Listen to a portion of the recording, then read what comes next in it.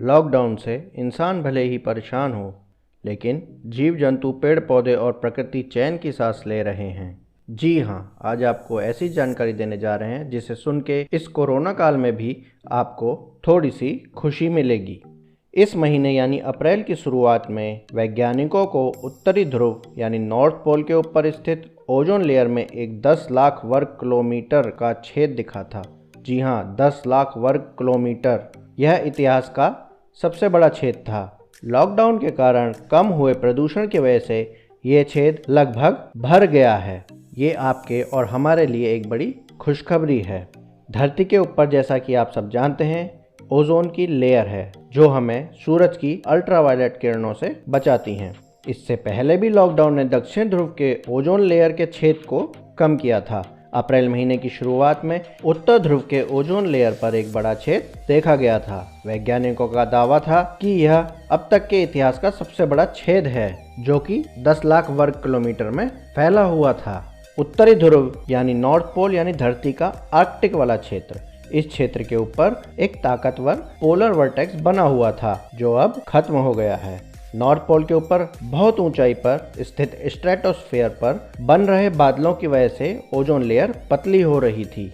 Ozone layer के छेद को कम करने के पीछे मुख्यतः 3 सबसे बड़े कारण थे: बादल, क्लोरोफ्लोरोकार्बन्स और हाइड्रोक्लोरोफ्लोरोकार्बन्स। इन तीनों की मात्रा स्ट्रेटोस्फेयर में बढ़ गई थी। इनकी वजह से स्ट्रेटोस्फेयर में जब सूरज की अल्ट्रावायलेट किरणें टकराती हैं तो उनसे क्लोरीन और ब्रोमीन के एटम निकल रहे थे। यह एटम ओजोन लेयर को पतला कर रहे थे, जिससे उसका छेद बड़ा होता जा रहा था। इसमें प्रदूषण और इजाफा करता, लेकिन लॉकडाउन में वो हुआ नहीं।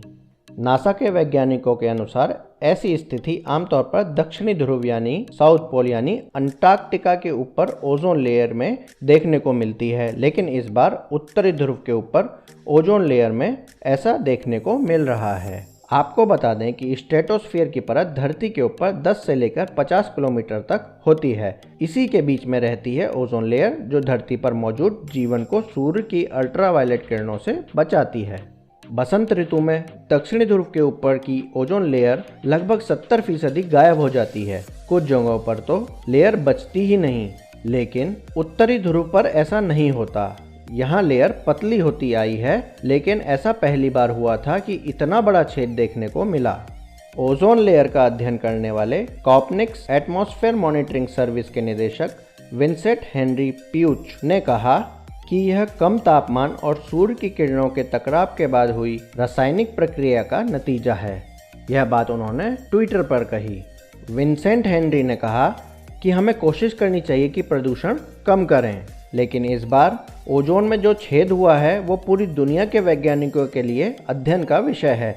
हमें स्ट्रेटोस्फीयर में बढ़ रहे क्लोरीन और ब्रोमीन के स्तर को कम करना होगा। आखिरकार लॉकडाउन के कारण क्लोरीन और ब्रोमीन का स्तर कम हुआ और ओजोन लेयर का छेद लगभग 95% भर गया। विंसेंट ने उम्मीद जताई है कि ओजोन लेयर में बना यह बड़ा छेद जल्द ही भरने लगेगा। ये मौसम के बदलाव के साथ संभव होगा। इस समय हमें 1987 में हुए मॉन्ट्रियल समझौते को अमल में लाना चाहिए। सबसे पहले चीन के उद्योगों से होने वाला प्रदूषण को रोकना होगा। चीन एक समय में सबसे ज़्यादा ओजोन डिप्लीटिंग सब्सटेंस को घटाने वाले तत्व छोड़ता था, लेकिन अभी लॉकडाउन के कारण चीन से यह तत्व नहीं निकल रहे हैं। दुनिया में सबसे ज़्यादा इंडस्ट्रीज चीन में हैं, सबसे ज़्यादा प्रदूषण भी वहीं होता है, लेकिन पिछले 2 महीने के लॉकडाउन से प्रदूषण का स्तर कम हो गया है। इसकी वजह से कई देशों की हवा पानी में सुधार आया है। अगर पूरी दुनिया का लॉकडाउन प्रदूषण को कम कर सकता है तो ये आगे भी काम आ सकता है। इससे पृथ्वी का तापमान बढ़ना कम हो जाएगा, ग्लोबल वार्मिंग कम होगी, ओजोन लेयर को नुकसान पहुंचाने वाले तत्व कम निकलेंगे, प्रदूषण की वजह से लोगों की मौतें कम होंगी। तो दोस्तों, इस लॉकडाउन से एक फ़ायदा तो हुआ कि ग्लोबल वार्मिंग थोड़ी सी कम होगी। मौसम का जो बदलाव था, जैसा कि आप देखते ही हैं कि जाड़े तो अब पड़ते ही नहीं हैं, 1 या 2 महीने जाड़े पड़ता है और बरसातें भी बहुत कम हो गई हैं, सिर्फ गर्मी रह गई है। वो सब ग्लोबल वार्मिंग के कारण, बढ़ते प्रदूषण के कारण और ओजोन लेयर में जो छिद्र हो गए हैं उसके कारण ये बदलाव आए हैं। तो इन सब में थोड़ी सी स्थिरता आएगी। जैसी प्रकृति की चाल है वो अब उम्मीद करते हैं कि नॉर्मल स्थिति में चलेगी। तो दोस्तों, ये था आज का वीडियो। आशा है आपको दी गई जानकारी अच्छी लगी होगी। यदि यह वीडियो अच्छा लगा है तो इसे लाइक एंड शेयर करें, और यदि चैनल पर पहली बार आए हैं तो इसे सब्सक्राइब करें। हम भविष्य में भी इस तरह के वीडियो और जानकारी लेकर आप तक आते रहेंगे। धन्यवाद।